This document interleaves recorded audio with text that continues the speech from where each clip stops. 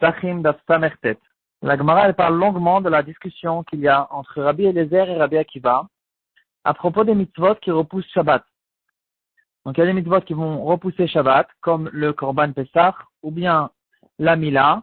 Est-ce que les préparations qui sont avant ces mitzvot-là, est-ce qu'elles vont repousser Shabbat, qu'on appelle les marchirim?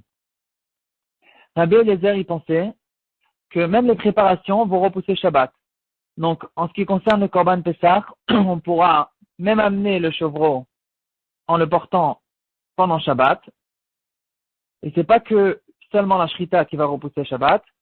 Et en ce qui concerne la Mila aussi, on pourra amener par exemple le couteau, alors qu'on aurait pu l'amener avant Shabbat. On pourra l'amener même pendant Shabbat. Et ce ne sera pas que la Mila elle-même qui va repousser le Shabbat.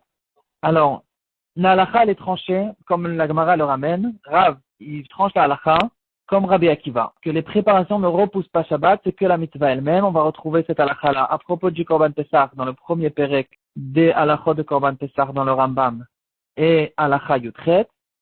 Et à propos de Mila, ce sera dans le deuxième Perek et halakha Zayin dans le Rambam. Et Mila, ça se passe aussi aujourd'hui, donc on va la retrouver aussi dans le Shulchan Aruch, dans la partie Orachaim, dans le Siman Shin Lamed Aleph, Seif Vav.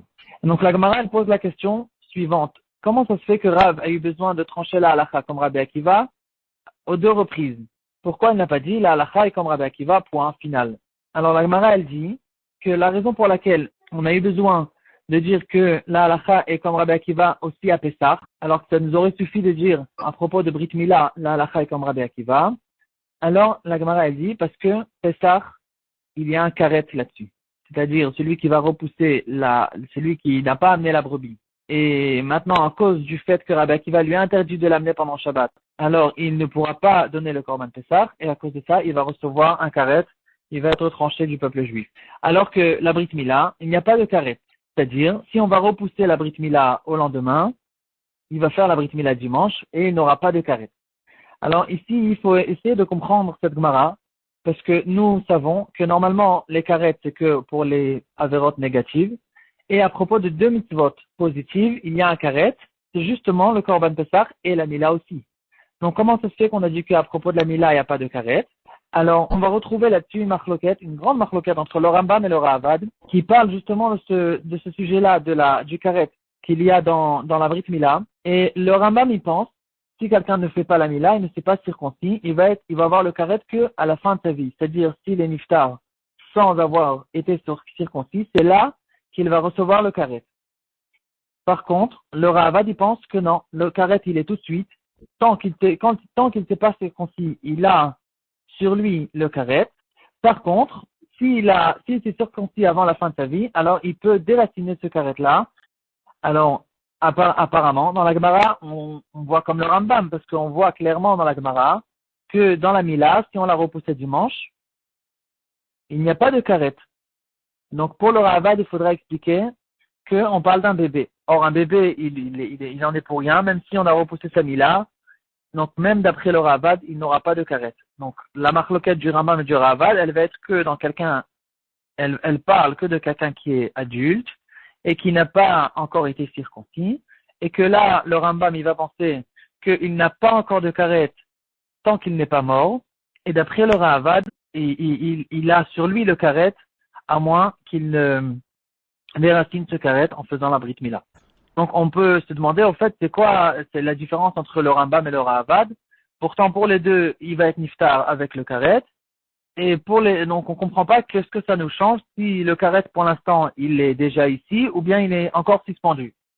Alors, le Minchat Chinour, il va nous donner deux différences, deux nafkaminot entre le Rambam et le Ravad. On va le retrouver dans Mitzvah Bet, la Mitzvah de Brit Mila, et dans la lettre Kaf Vav. Alors, la première différence, elle est, le Rambam dans Ilchot Tshuva, en premier Perek, il ramène plusieurs degrés de Averot, et chaque degré, il aura une Tshuva plus forte à faire.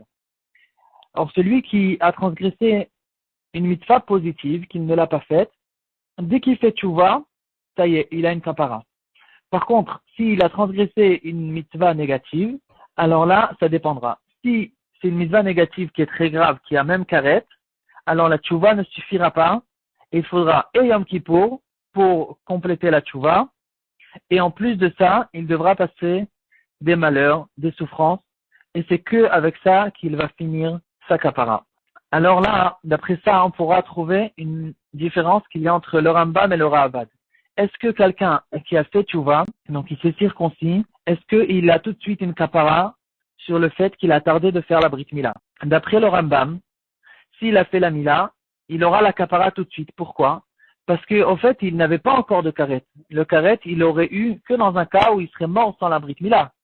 Donc pour l'instant, le karet n'existait pas encore et il était que dans un statut de quelqu'un qui pour l'instant a transgressé une mitzvah positive.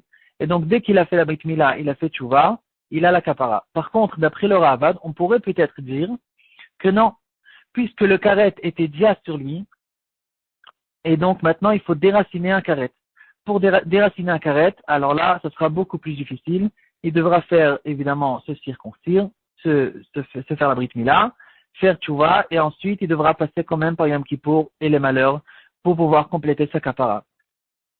Deuxième différence qu'on peut retrouver entre le Rambam et le Ravad, c'est dans un cas où quelqu'un, au début de sa vie, il ne s'est pas circoncis et il l'a fait bémézid. C'est-à-dire, il aurait pu se circoncire et il a méprisé, il n'a pas fait la Brit Mila. Et ensuite, finalement, il a vieilli et quand il était déjà âgé, alors il était déjà quelqu'un de faible, il était malade et finalement, quand il est mort, en fait, la dernière période de sa vie, il ne pouvait plus faire la Brit Mila. Alors, qu'est-ce qu'on fait avec lui? Est-ce qu'il peut dire que finalement, moi je ne pouvais plus faire la Brit Mila à la fin. Moi, j'aurais bien voulu la faire, mais je pouvais plus. Est-ce qu'on va recevoir cet argument ou pas? Alors là, on va retrouver encore une fois une différence entre le Rambam et le Ravad. D'après le Rambam, que le karet, il était encore suspendu, il n'existait pas encore.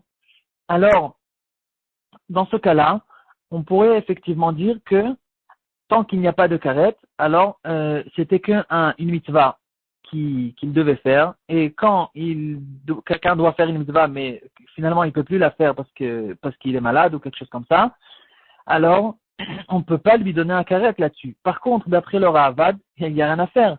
Parce que le karet, il était déjà là. Maintenant, on parle d'un cas où il faut déraciner le karet. Alors, tant qu'il ne l'a pas déraciné, alors c'est fini. Même si à la fin, en finale, il était contraint il pouvait plus faire la Brit Mila, il n'y a plus rien à faire. Ça n'a pas été déraciné. Il n'y a rien à faire. C'est pas que le karet était suspendu et que maintenant on lui dit tu peux plus faire la Brit Mila. Il faut maintenant déraciner un karet. Or, quand quelqu'un il ne peut pas faire de mitzvah, c'est pas comme si qu'il avait fait. C'est juste on reçoit son argument quand il doit faire quelque chose et il ne l'a pas fait. Mais quand quelqu'un il a fait une avéra par exemple, alors on ne peut pas recevoir un argument comme si qu'il avait fait. C'est-à-dire si quelqu'un il doit faire une mitzvah, si quelqu'un il doit faire une mitzvah et maintenant il donne un argument qu'il pouvait pas la faire, alors d'accord on va recevoir son argument, mais c'était pas comme si qu'il avait fait la mitzvah. Et donc pour le Ravad, le karet restera.